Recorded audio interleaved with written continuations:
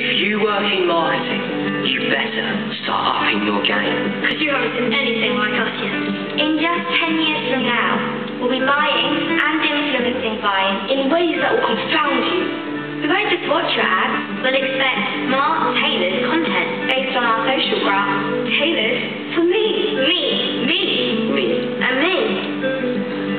We want to interact with it as we watch it, not just with touch, But with voice, gesture. With intent. You better embed everything that is featured with additional information, social APIs, and e-commerce functionality.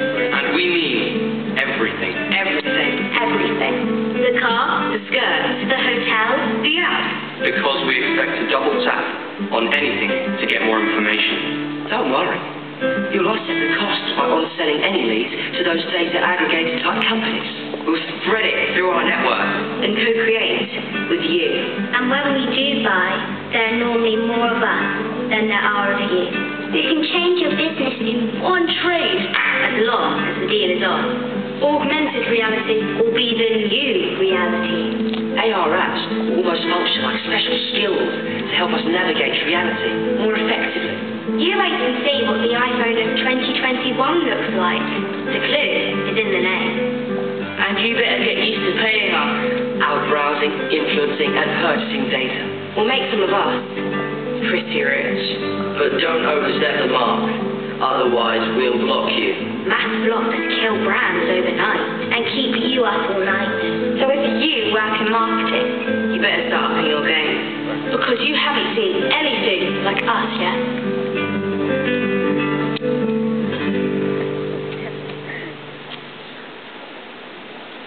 Now, we had not really, can you go back to the chart? We hadn't really prepared or anticipated for the reaction that that film would get once we posted it on YouTube. It was really, a piece of internal communication.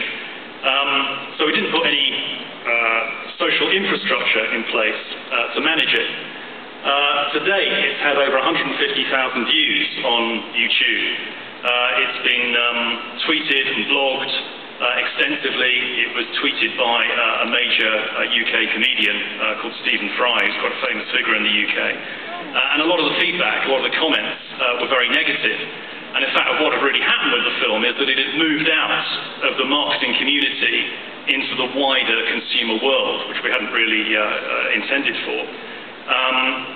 And a film that was aimed at the advertising community had really gone outside of that. And within 4 days, we had what can only really be termed a social contagion.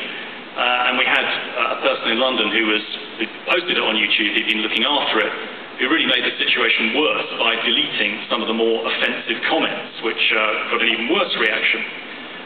So within 4 days, we really felt the power of social media.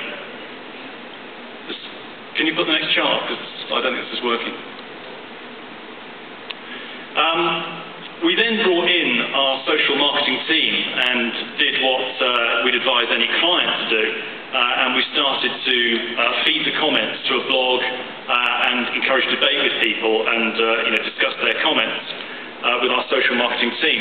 But we did that as the contagion spread, not in advance of it. So it achieved debate and provocation at a far greater scale than had been anticipated or expected. And people tended to focus on the execution and on the actors rather than the actual content. So we learned some big lessons very, very quickly.